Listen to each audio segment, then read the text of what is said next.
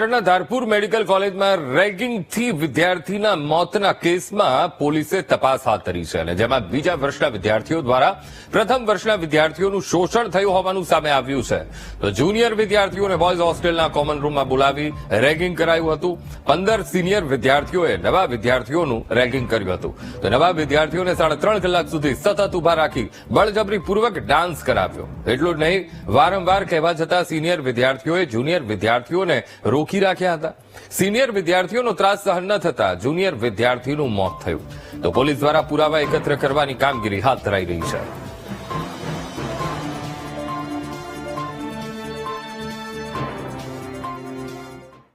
Dharpur medical કોલેજમાં વિદ્યાર્થીનું ragging દરમિયાન મોત મામલે હોસ્પિટલ દ્વારા તપાસ કમિટી બેઠાઈ હતી. તપાસ કમિટી દ્વારા 27 જેટલા નિવેદનો લેવાયા વિદ્યાર્થીઓના. ત્યારબાદ પોલીસ સમક્ષ 15 વિરુદ્ધ ફરિયાદ દાખલ થઈ છે. હવે કઈ પ્રકારની કાર્યવાહી થશે, ફરિયાદમાં શું સામે આવી રહ્યું છે? સર, ફરિયાદ દાખલ થઈ છે 15 વિદ્યાર્થીઓ વિરુદ્ધ જે રેગિંગમાં સંમિલિત હતા. હવે કઈ પ્રકારની કાર્યવાહી હવે કરવામાં આવશે? સૌપ્રથમ તો જો પોલીસ તપાસનું જે કામ છે કે જે ગુનો દાખલ થયો છે એમાં જે આરોપીઓ વિરુદ્ધ છે એમના પુરાવા એકત્રિત કરવામાં આવશે. એમાં સાયન્ટિફિક પુરાવા પણ હશે, નિવેદનો પણ હશે, મેડિકલ રિપોર્ટ્સ પણ હશે.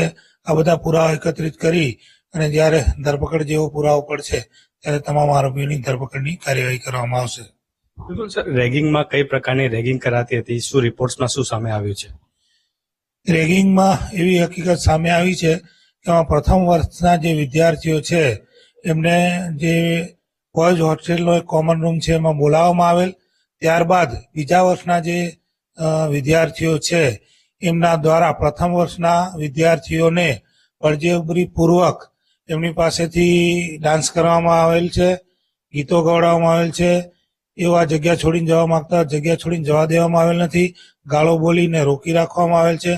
આમ બીજા વર્ષના જે વિદ્યાર્થીઓ છે તેમના દ્વારા પ્રથમ વર્ષના વિદ્યાર્થીઓને શારીરિક અને માનસિક રીતે ખૂબ જ પ્રતાડિત કરવામાં આવેલ છે. અને આ સમગ્ર ઘટના દરમિયાન મરણ જનાર જે વિદ્યાર્થી છે એ ચક્કર આવતા પડી જતા એનું મૃત્યુ થયેલ છે. બિલકુલ, સમગ્ર મામલે વિદ્યાર્થીઓ 3 કલાક સુધી કગર્યા કે કારણ કે અમારે ઘરે જવું છે, અમને અહીંથી રૂમમાંથી મુક્તિ આપો, છતાંય સિનિયર વિદ્યાર્થીઓએ તેમને મુક્તિ નહીં આપી.